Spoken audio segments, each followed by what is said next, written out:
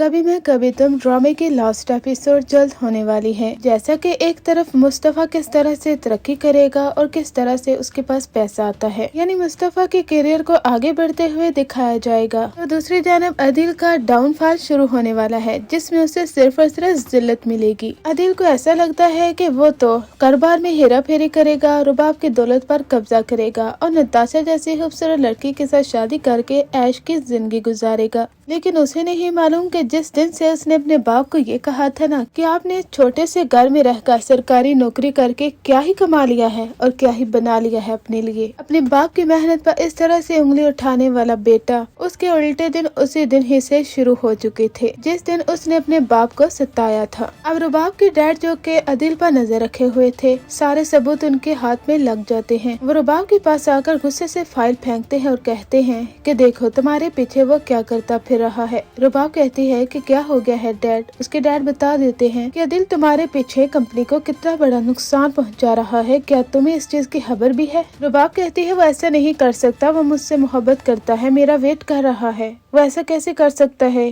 कि कारोबार में हेरा फेरी करे। वो अपने डैड की बात को नहीं मानती, लेकिन उसे शक जरूर हो जाता है। अब उसका शक तो उस वक्त यकीन में बदल जाएगा जब उसे मालूम होगा कि उसका अपना हस्बैंड नताशा के साथ अफेयर चला रहा है, क्योंकि जब वो नताशा से मिलेगी तो वो उसे कह देती है कि तुम अपने शोहर से झूठ क्यों बोलती हो, तुम तो बहुत खुश थी ना क्योंकि तुम्हारे हमटी डमटी शोहर के पास बहुत पैसा था और तुम उसके साथ जिंदगी गुजार रही थी, फिर ऐसी क्या मजबूरी आ गई है कि तुम्हें झूठ बोलकर किसी और के साथ जाना पड़ता है। नताशा कहती है कि वक्त आने पर तुम्हें भी सब कुछ मालूम हो जाएगा। अब रुबाब कहती है कि मुझसे सब कुछ ये क्यों छुपा रही है। ड्रामे में ट्विस्ट उस वक्त आएगा जब रुबाब अदिल को कॉल करती है और उससे कहती है कि तुम कहाँ हो। अदिल कहता है कि मैं मीटिंग में बिजी हूँ, तुम जानती हो ना कि ऑफिस में कितना काम है। रुबाब उन्हें रंगे हाथों पकड़ लेती है जहाँ पर वो होटल में बैठकर खाना खा रहे होते हैं और गपशप और चिलिंग माहौल। रुबाब के पांव तले जमीन निकल जाती है, वो दंग रह जाती है कि उसके डैड बिल्कुल सही कहते थे, एक तरफ ये मेरे कारोबार को नुकसान पहुँचा रहा है तो दूसरी जानब नताशा के साथ अफेयर। रुबाब अपने गुस्से पर काबू रखती है, लेकिन जब वो घर जाएगी तो चीजों को तोड़ना शुरू कर देती है, चीखती चिल्लाती है, कहती है कि तुम मेरे साथ ऐसा नहीं कर सकते, तुमने मुझे चीट किया है, तुम्हें अब भुगतना होगा,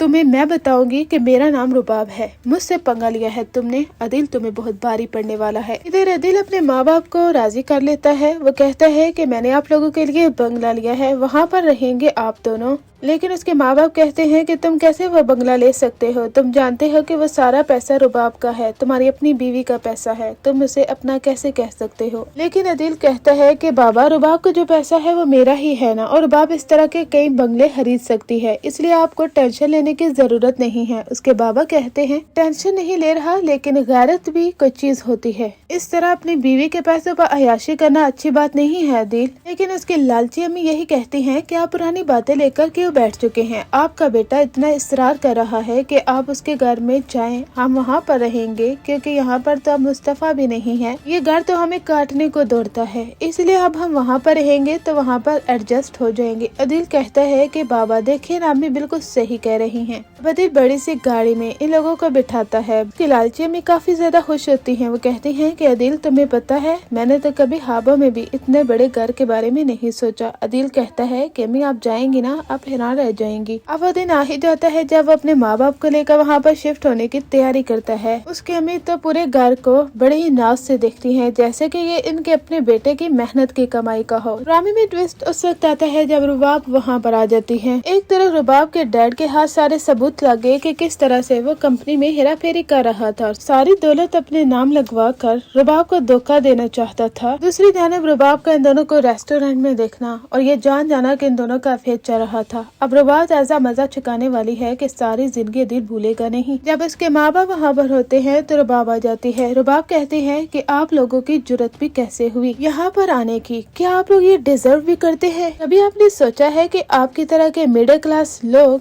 इस तरह के बंगले में रहने के काबिल भी हैं या नहीं? उसकी अम्मी और बाबा सारी बातें सुन रहे होते हैं, वो काफी ज्यादा इमोशनल होते हैं। उसकी अम्मी कहती हैं कि क्या हो गया है रुबाब, ऐसी बातें कर रही हो, तुमने तो अपने तेवर ही बदल लिए हैं। मैं तो अदिल यहाँ पर लेकर आया है, क्योंकि अदिल के मुताबिक तुम्हारा पैसा उसका भी है, क्योंकि तुम दोनों शोहर बीवी हो। रुबाब कहती है कि आपका ये घटिया बेटा अदील, इसे मैं एक लम्हा भी यहाँ पर बर्दाश्त नहीं कर सकती। एक तरफ मेरी ही कंपनी को नुकसान पहुँचाने के बारे में सोचना, तो दूसरी जानब नताशा के साथ अफेयर चलाना, क्या ये सब चीजें तुम्हें जेब देती हैं अदील? शर्जीना बिल्कुल सही कहती थी कि तुम मेरे पैसे की वजह से मेरी गुलामी करते हो, और आज तुमने इस चीज को साबित भी कर दिया है। मेरे डैड मुझे मना करते रहे कि मैं तुम्हारे साथ शादी ना करूँ, क्योंकि तुम जैसा घटिया शख्स एक लालची इंसान है। मैं अपने डैड के खिलाफ जाकर तुमसे शादी की ख्वाहिश करती रही। अपने माँ बाप को लेकर यहाँ से दफा हो जाओ। जानते हो, तुम्हारे बाप के इलाज पर जो मैंने पैसे खर्च किए थे ना, वो भी तुम मुझे लुटा नहीं सकोगे। मैंने तुम्हें ऑफिस का बॉस बनवाया, यहाँ तक कि मैंने तुम्हें बहुत बड़ी गाड़ी दी, बंगला दिया।